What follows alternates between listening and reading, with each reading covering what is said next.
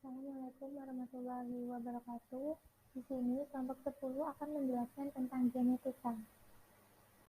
Dengan anggota kelompok, yaitu yang pertama, Muhammad Eva Maesa Juhuri dengan NIM 015, dan yang kedua, saya sendiri, Hanifah Utani dengan NIM 020, dan yang ketiga, Erlinda Nurrahmawati dengan NIM 034. Pokok pembahasan di sini kami akan menjelaskan tentang yang pertama yaitu materi genetika, dan yang kedua tentang pewarisan sifat, dan yang ketiga itu hukum Mendel. Materi yang akan kita jelaskan yang pertama yaitu materi genetika. Materi genetika terbagi menjadi dua, yaitu kromosom, gen, dan DNA, lalu ada sintesis protein. Sintesis protein terbagi menjadi dua, yaitu bahan dan proses. Bahan terdiri dari DNA dan RNA, lalu proses terdiri dari transkrip dan translasi. Kromosom, gen, dan DNA. Teman-teman sudah tahu bahwa di dalam sel terdapat inti sel atau nukleus. Di dalam nukleus terdapat kromosom-kromosom. Lalu kromosom terdiri dari gulungan-gulungan atau pilihan benang-benang kromatin yang ternyata berasal dari benang-benang DNA yang menggulung membentuk gulungan antara DNA dengan protein.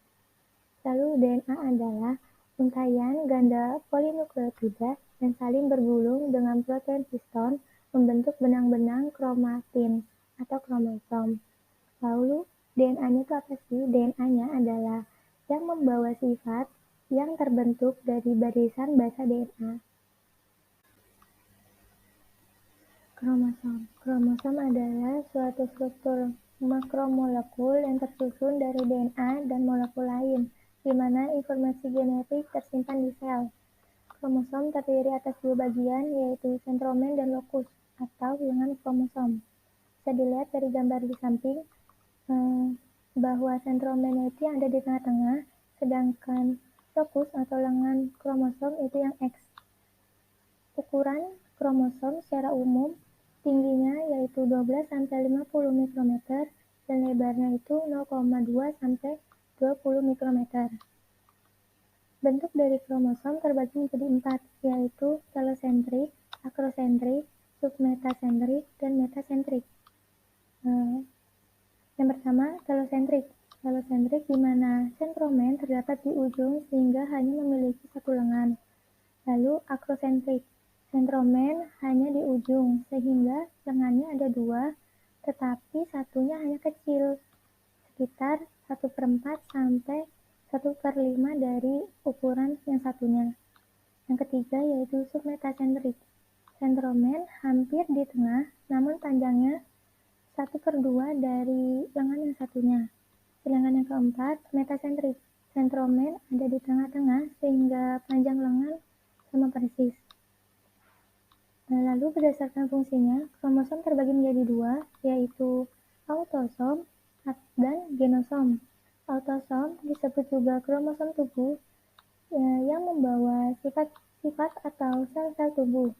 Sedangkan gonosom disebut juga kromosom kelamin atau yang membawa ciri atau jenis kelamin terdiri dari kromosom X dan kromosom Y. Jumlah pada kromosom. Tadi kan sudah dijelaskan bahwa kromosom itu ada dua, yaitu autosom sama genosom. Autosom itu kan yang tubuh, sedangkan genosom kan yang kelamin. Jadi dari gambar di samping bisa dilihat bahwa autosomnya itu yang terdiri dari nomor 1 sampai nomor 22, sedangkan yang genosomnya itu pada nomor 23 yaitu antara XY dan XX. Lalu jumlah kromosom itu ada dua yaitu di sel somatik atau tubuh dan di sel gamet atau kelamin.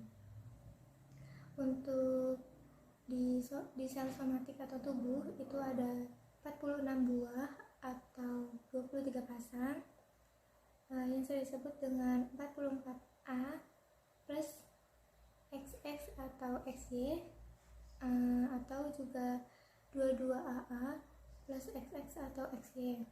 Selanjutnya ada di sel gamet atau kelamin yang terdiri dari 23 buah atau sering disebut dengan AA, itu 22A plus XY. Yang selanjutnya yaitu gen. Gen adalah gabungan dari beberapa atau dari puluhan sampai ratusan DNA. Gen sendiri yaitu ada dua alel. Pertama ada alel homozigot dan alel heterozigot. Untuk alel homozigot yaitu A besar dan A besar atau A kecil dan A kecil, sedangkan alel heterozigot yaitu A besar dan A kecil. Lalu apa itu alel? Alel adalah pasangan gen. Jadi kesimpulannya itu alel itu yang sendiri, sedang gen itu biasanya yang berdua. Selanjutnya DNA. DNA merupakan rantai molekul yang berisi materi genetik yang khas pada setiap orang. Tidak hanya pada manusia, tapi pada semua makhluk hidup yang memiliki DNA. DNA bisa bermanfaat untuk menunjukkan perbedaan satu organisme dengan organisme lainnya. DNA terbagi menjadi dua bahasa, yaitu bahasa purin dan bahasa pirimidin. Bahasa purin itu ada adenin atau A dan guanin yaitu G. Dan ada bahasa pirimidin yaitu timin atau T dan sitosin atau S. Bisa dilihat dari gambar di atas bahwa biasanya adenin dengan timin itu berbarengan dan guanin dengan sitosin atau C atau S gitu ya, itu berbarengan. Jadi yang membedakan untayan DNA itu tuh jika adenin dengan timin itu biasanya memiliki dua ikatan, sedangkan guanin dengan sitosin biasanya memiliki 3 ikatan atau 3 rangkap. Lalu yang membedakan makhluk satu dengan makhluk yang lainnya yaitu susunan dari basa nitrogennya. Itu basa nitrogen yang tadi adenin, timin, guanin, dan sitosin. Nah, tadi kan sudah dijelaskan tentang kromosom, gen, dan DNA. Selanjutnya kita masuk ke sintesis protein. Sintesis protein ada dua bahas, yaitu DNA dan RNA. Yang membedakan RNA sama DNA kita bisa lihat dari gambar terlebih dahulu bahwa RNA yang memiliki satu untayan, sedangkan DNA memiliki 2 untayan.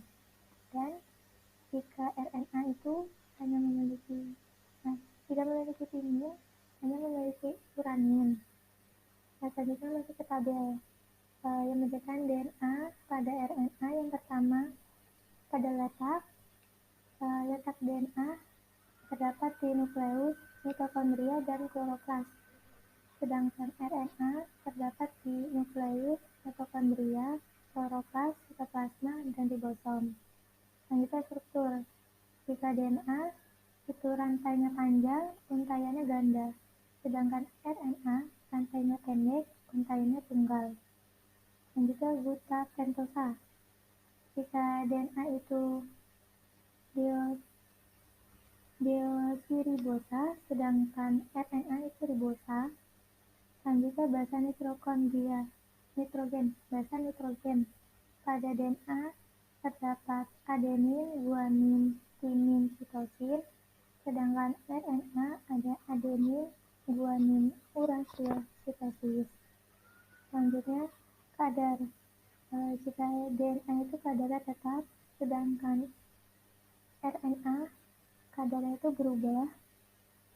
berubah-ubah sesuai dengan sintesis proteinnya. Selanjutnya fungsi dari DNA itu membawa materi genetik dan mengatur proses sintesis protein. Sedangkan RNA yaitu pelaksanaan sintesis protein. Selanjutnya yaitu proses sintesis protein. Proses sintesis protein ada dua. Yang pertama itu transkripsi. Transkripsi terjadi di dalam nukleus. Dan proses transkripsi itu proses pembentukan RNA melalui pita DNA yang menjadi cetakan atau template. Transkripsi itu mencetak mRNA atau RNAD atau kodon dengan menciplak rantai DNA template atau kodogen. Bisa dilihat pada gambar di samping bahwa terdapat untayan biru muda dan biru tua. Untayan biru muda dan biru tua itu adalah double helix DNA. Lalu double helix DNA itu akan dibuka dan ikatan hidrogen dibuka oleh enzim helix ase. Lalu jika sudah terbuka, masuklah template dan enzim RNA polimerase sehingga terbentuklah untayan berwarna kuning. Untayan berwarna kuning itu adalah rantai mRNA yang terbentuk dengan menjiplak basa-basa di DNA sense. Kemudian nanti mRNA yang sudah terbentuk ditranskripsi akan masuk ke tahap selanjutnya, yaitu tahap translasi yang terbentuk sitoplasma. Proses yang kedua yaitu proses translasi. Proses translasi adalah proses penerjemahan kode mRNA atau kodon menjadi asam amino oleh ribosom. Proses translasi ini terjadi di sitoplasma. Bisa dilihat pada gambar di bawah bahwa itu terdapat garis merah. Garis merah itu adalah mRNA. Sedangkan di bawah garis mRNA adalah unit sub kecil, sedangkan di atasnya itu subunit besar. Proses translasi akan dimulai jika ribosom bertemu dengan start codon. Kodenya itu AUG. Ribosom baru memulai translasi setelah ribosom bertemu dengan AUG. Kemudian AUG baru dimulai jika subunit besar datang, lalu mRNA disapit oleh ribosom, lalu nanti ribosomnya berjalan satu persatu kodon-kodonnya, lalu RNAD datang membawa asam amino, lalu satu persatu asam amino datang yang berkumpul. Lalu setelah ribosom bertemu dengan salah satu dari stop kodon, yaitu UAA, UAG, dan UGA, maka ribosom berhenti melakukan translasi. Nah, ketika ribosom bertemu, tadi kan itu terjadi bentuk 3 ya. Jadi kesimpulannya itu ketika ribosom bertemu dengan start codon itu disebut inisiasi. Lalu ketika ribosom berjalan di sepanjang rantai mRNAD itu disebut dengan elongasi. Terakhir ketika ribosom bertemu dengan stop codon lalu translasinya berhenti itu dinamakan terminasi. Lalu tabel-tabel yang di atas itu adalah tabel-tabel kodon yang akan diterjemahkan menjadi asam amino. Selanjutnya, topik yang kedua yaitu pewarisan sifat. Materi selanjutnya yaitu mengenai pewarisan sifat. Nah, ilmu yang mempelajari tentang pewarisan sifat itu disebut dengan genetika. Ada seorang Bapak Gregor J. Mendel, dan ini merupakan bapak genetika dan sekaligus peneliti utama tentang penurunan sifat. Beliau merupakan pendeta dan ahli botani dari Austria. Mulai meneliti pada tahun 1856 dan mencatat hasil temuannya pada Natural Science Society of Bern, Austria pada tahun 1866. Mengenai pewarisan sifat, nah pewarisan sifat itu merupakan penurunan sifat yang diturunkan dari induk kepada para keturunannya. Nah, ada beberapa istilah dalam pewarisan sifat. Yang pertama adalah parental. Parental dapat dilambangkan dengan huruf P. Parental ini berasal dari kata parent yang berarti induk ataupun orang tua. Yang selanjutnya adalah filial. Filial dapat dilambangkan dengan huruf F. Kalau ada orang tua pasti juga ada anaknya. Nah, filial merupakan keturunan hasil persilangan. Contohnya itu seperti parental laki-laki disilangkan dengan parental perempuan. Nah, itu dihasilkan keturunan pertama, yang dapat disebut dengan keturunan pertama. Beda dengan anak pertama, anak kedua, dan anak ketiga, dan selanjutnya. Ketika F1 disilangkan dengan F1, maka dihasilkan F2, yang dapat disebut dengan keturunan kedua. Yang selanjutnya mengenai fenotip. Fenotip merupakan sifat yang dapat teramati. Nah, tampak jelas. Contohnya itu seperti mawar merah, rambut keriting, mata sipit, apel manis. Nah, pada mawar merah itu, merahnya itu merupakan fenotipnya. Pada rambut keriting itu seperti keriting itu fenotipnya. Mata sipit, sipitnya adalah fenotipnya. Apel manis, manisnya adalah fenotipnya. Dan pada mawar, rambut, mata, apel itu merupakan sebagai sumber subjeknya. Materi istilah dari pewarasan sifat yang selanjutnya yaitu genotip. Genotip merupakan sifat dasar yang tidak tampak, dilambangkan dengan sepasang atau lebih lambang huruf, di mana satu huruf mewakili satu sifat genotip. Nah, itu seperti contoh, yaitu M besar, A besar, A kecil, B kecil, B kecil. Nah, pada genotip ini merupakan dilambangkan dengan sepasang atau lebih lambang huruf. Jadi, kita dapat menyebutkan atau menuliskannya dengan menyebutkan huruf besar dan huruf kecilnya. Contohnya itu seperti M besar, A besar, A kecil, dan B kecil, B kecil. Yang selanjutnya yaitu dominan. Nah, dominan itu adalah suatu sifat suatu gen yang menutupi sifat lain dalam suatu persilangan dan dilambangkan dengan huruf besar. Nah, dominan itu lebih dilambangkan dengan huruf besar. Karena saking dominannya, maka dapat menutupi sifat lain. Contohnya itu seperti bunga mawar merah, dan merahnya itu lebih dominan dan dapat dilambangkan dengan M besar. Kalau kita menamai dengan huruf yang lain, itu boleh-boleh saja asalkan konsisten pada dominannya, dan itu huruf besar. Yang selanjutnya yaitu resesif. Resesif adalah sifat suatu gen yang ditutupi main sifat fine sehingga tidak tampak pada keturunannya. Dapat dilambangkan dengan huruf kecil. Nah, karena dominan tadi menggunakan huruf besar, pada resesif ini menggunakan huruf kecil. Seperti contoh, bunga warna putih dapat dilambangkan dengan huruf MM. M kecil. Karena putih merupakan berlawanan dengan merah dan dapat dijadikan dengan M kecil. Yang selanjutnya yaitu intermediate. Intermediate adalah suatu gen yang berbeda dari induknya. Tidak ada yang menutupi dan tidak ada yang tertutupi. Nah, itu berbeda dari induknya. Dan tidak dominan, artinya tidak dominan dan tidak resesif. Dilambangkan dengan sepasang huruf, di mana huruf depannya besar dan huruf belakangnya itu kecil. Seperti contoh, M besar, M kecil. M besar itu mengarah pada warna merah, dan M kecil mengarah pada warna putih. Nah, ketika digabungkan, itu akan mengalami warna yang berbeda dari induknya. Tidak dominan pada merah ataupun pada putih.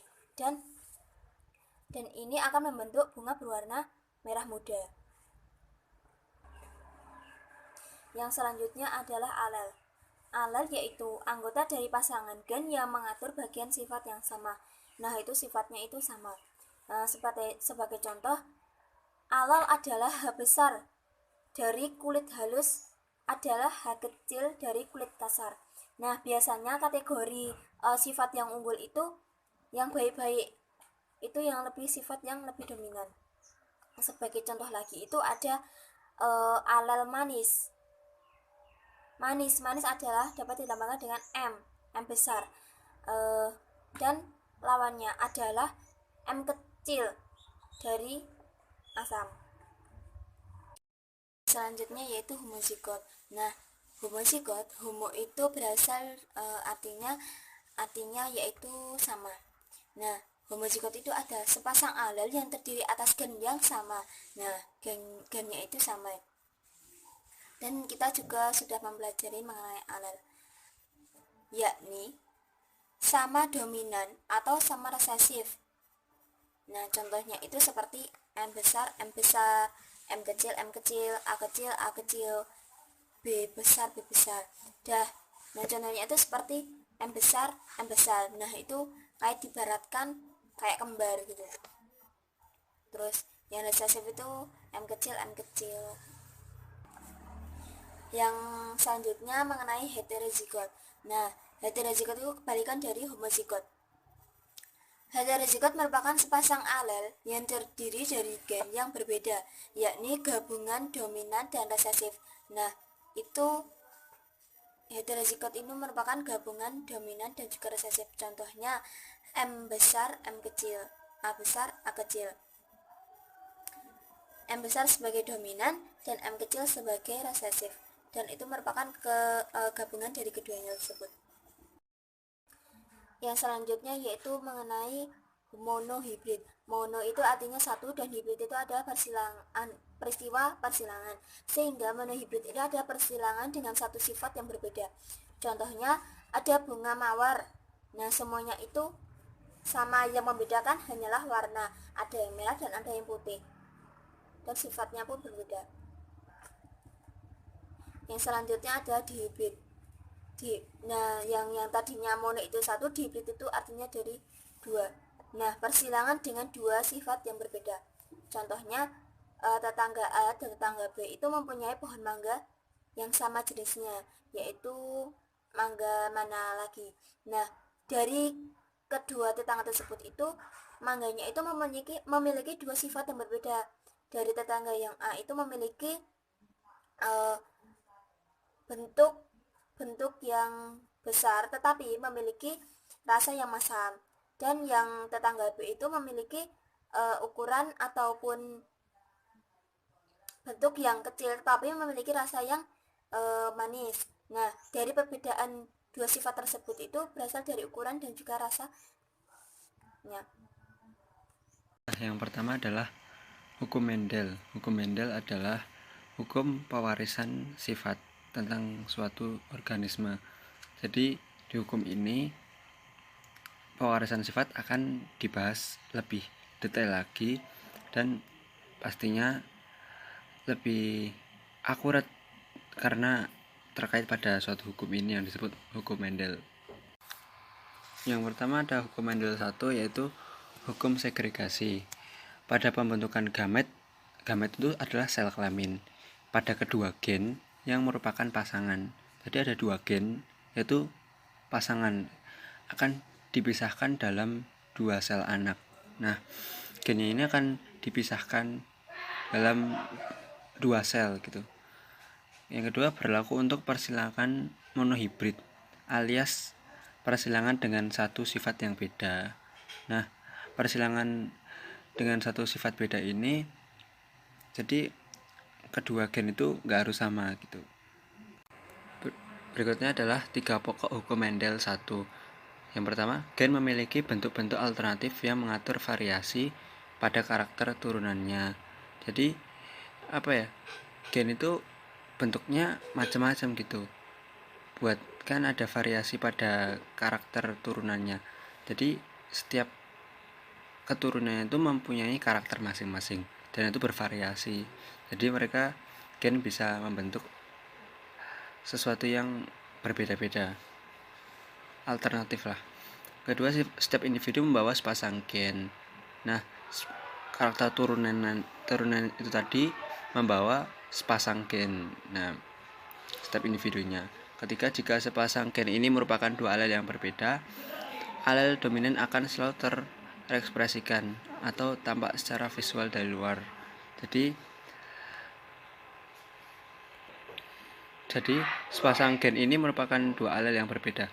Jika dua alel yang berbeda ini tuh ada satu yang nanti ada satu alel yang dominan, yang paling banyak, dan itu bakal terekspresikan itu, jadi tampak secara langsung gitu.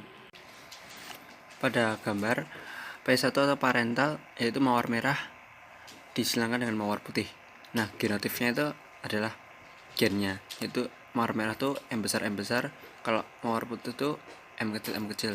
Nah, pada gametnya diambil yang paling dominan, mawar merah yaitu M besar, mawar putih yaitu M kecil. Nah, di sini filial atau gabungannya yaitu M besar dan M kecil. Nah, itu fenotip merah 100%. Kenapa? Karena M besar yaitu merah itu lebih dominan daripada M kecil yaitu putih. Oke. Kemudian pada tabel persilangan tersebut ada keterangannya, itu M besar itu adalah merah, M besar M kecil yaitu juga merah, M kecil baru putih. Nah, itu bisa disimpulkan bahwa pada tabel disimpulkan bahwa sudah ada bukti yaitu rasio fenotip F2 yaitu merah banding putih. Merahnya ada 3, putihnya ada 1. Kenapa merah ada 3? Karena M besar dominan pada 3 kolom. Nah, dan M kecil hanya 1 kolom. Nah, rasio genotipnya F2 itu M besarnya ada 1, M besar M kecil ada 2, M kecil ada 1, berarti 3 banding 1. Hukum Mendel 1 mencakup beberapa hal, yaitu yang pertama alel atau variasi gen terhadap variasi sifat yang diwariskan. Yaitu dua alel terhadap suatu karakter akan terpisah ketika gamet atau sel kelamin dihasilkan. Berikutnya, setiap karakter pada setiap organisme akan mewarisi dua alel, masing-masingnya berasal dari induk. Kemudian apabila terdapat dua alel yang berbeda, maka salah satunya dapat bersifat dominan, sementara yang lainnya akan bersifat resesif. Nah, bersifat dominan itu bersifat yang sering muncul, sementara yang lainnya akan bersifat resesif atau jarang muncul. Nah, berikutnya masuk ke hukum Mendel 2 atau hukum pengelompokan gen secara bebas. Di sini berarti gen dikelompokkan secara bebas. Oke, yang pertama, keberadaan hukum Mendel kedua itu berlaku untuk persilangan dihibrid atau dua sifat yang berbeda. Nah, contoh individu dengan genotip A besar A kecil, B besar B kecil, yaitu bergabung secara bebas. Jadi A besar B besar, A besar B kecil, A kecil B besar, dan A kecil B kecil. Nah, seperti itu. Habis itu contohnya ini pada realisasinya itu pada tumbuhan, yaitu gen yang menentukan tinggi tanaman, warna tanaman, dan juga itu tuh tidak saling berpengaruh gitu loh. Jadi karena persilangan dihibrid ini atau dengan dua sifat yang berbeda. Nah, pada tabel yang hukum Mendel kedua ini yaitu P1 bulat kuning disilangkan dengan kisut hijau. Bulat kuning itu disimbolkan dengan B besar B besar, K besar K besar, kisut hijau B kecil B kecil, K kecil K kecil. Nah, di sini tuh kan sudah terlihat ya, kalau yang huruf besar itu tuh lebih dominan. Nah, bulat kuning itu kita gametnya adalah B besar K besar, kisut hijau yaitu B kecil K kecil. Nah, sudah terlihat yaitu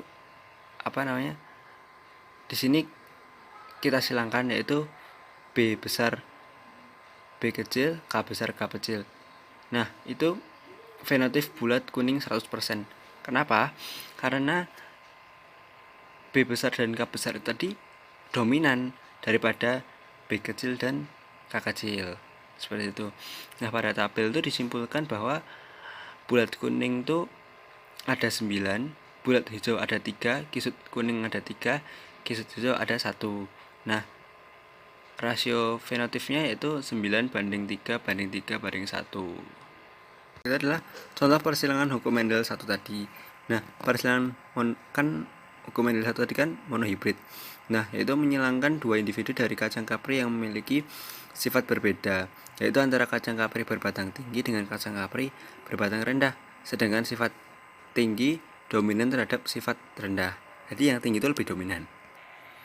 Nah, berikutnya yaitu komposisi gennya pada gambarnya T besar gen untuk sifat tinggi dominan terhadap T kecil. Nah, T besar sama dengan gen untuk sifat rendah.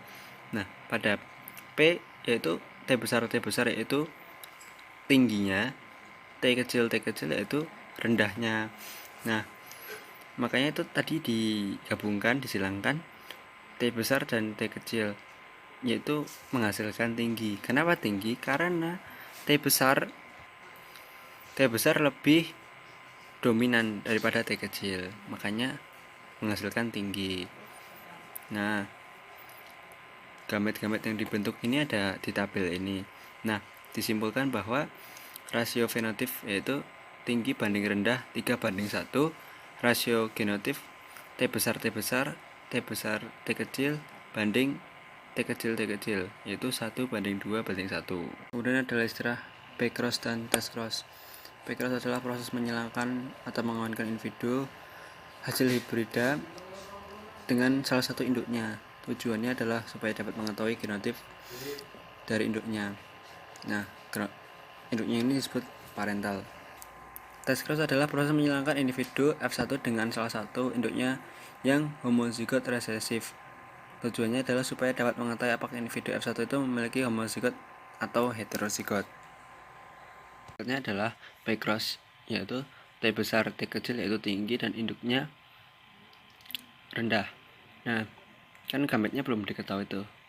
Nah, besok hasilnya persilangan tadi itu T besar T kecil itu 50% tinggi, T kecil 50% rendah. Ini jadi masih imbang. Nah, kan itu yang pertama adalah tinggi banding rendah.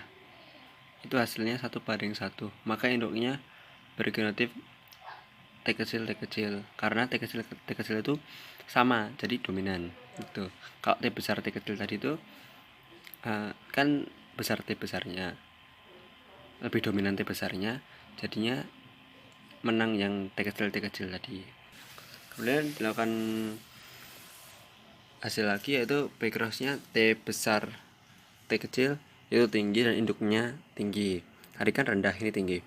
Habis itu gametnya T besar dan T kecil, hasilnya T besar yaitu tinggi dan T besar T kecil sama dengan 100% tinggi. Karena T besar tadi itu lebih dominan daripada T kecil. Nah, karena hasilnya semua tinggi, maka induknya bergenotip T besar karena T besar itu adalah lebih dominan daripada T kecil yang resesif. Nah, contoh persilangan Huckel-Mendel 2. Persilangan dihibrid, setiap pasang alel dalam satu lokus akan bersegregasi secara bebas dengan pasangan alel lokus lainnya dan akan berpadu secara bebas dengan alel dari lokus lainnya. Berarti di hibrid ini tuh lebih bebas, dan memang intinya tuh persilangan di hibrid itu bebas. Nah gitu. Kesimpulannya, monohibrid itu adalah hibrid dengan satu sifat beda, sementara dihibrid adalah dengan dua sifat yang berbeda. Nah, ciri khasnya persilangan dilakukan dengan memperhatikan dua sifat yang berbeda. Nah, jumlah gamet atau sel kelamin yang terbentuk pada setiap individu adalah 4 atau 2N. Fenotip individu akan ditentukan oleh dua macam sifat genetik. Kemudian akan ditemui sekitar 16 variasi genotip pada F2.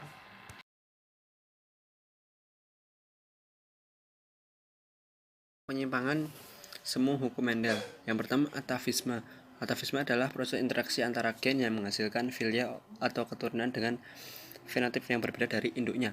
Contohnya, atavisme pada jengger ayam yang memiliki 4 tipe, yaitu Ross, Pea, Walnut, dan Bilang. Nah, di sini tuh punya gamet yang berbeda-beda. Yang Ross yaitu R besar P kecil, Pea yaitu R kecil, P besar, Walnut tuh R besar P besar, dan Bilang itu R kecil, P kecil. Nah, kemudian pada tabel disimpulkan bahwa ayam jantan berjengger Ross homozigot disilangkan dengan ayam betina berjengger Pea homozigot. Dari hasil persilangan tersebut ternyata diperoleh bahwa seluruh F1 berjengger Walnut. Jika F1 disilangkan dengan samanya, kemungkinan perbandingan F2 adalah 9:3:1.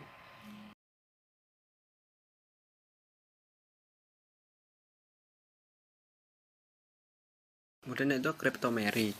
Kriptomery adalah peristiwa tersembunyinya gen dominan. Jadi gen yang dominan tadi, misal T besar gitu tadi, tersembunyi, terutama jika tidak berpasangan dengan gen dominan lainnya. Nah, misalnya T besar dengan T besar. Nah, misalnya T besar dan T kecil. Nah, nanti T besarnya itu gennya tersembunyi gitu. Apabila gen dominan tersebut berdiri sendiri, maka sifatnya akan menjadi tersembunyi alias kriptos. Kriptos itu tersembunyi. Misalnya T besar tadi berdiri sendiri, yaitu nanti jadinya tersembunyi. Kemudian adalah polimery. Polimer adalah proses interaksi antara gen yang bersifat kumulatif atau saling menambah. Jadi gen-gen itu tuh saling menambah satu sama lain. Gen-gen tersebut nantinya akan saling berinteraksi untuk memengaruhi dan menghasilkan keturunan yang sama. Jadi gen itu berinteraksi untuk menghasilkan keturunan-keturunan yang lainnya, tapi itu sama. Yang terakhir adalah epistatis dan hipostatis, yaitu suatu peristiwa ketika gen yang bersifat dominan akan menutupi pengaruh dari gen dominan lainnya yang bukan alelnya. Nah, gen tersebut yang menutupi itu, gen yang menutupi disebut epistatis, gen yang ditutupi disebut hipostatis. Nah, kemudian gen-gen komplementer, yaitu proses interaksi antara gen dominan dengan sifat yang berbeda tetapi saling melengkapi sehingga akan memunculkan fenotip tertentu. Apabila salah satu gen itu tidak muncul, maka sifat yang dimaksud juga tidak akan muncul.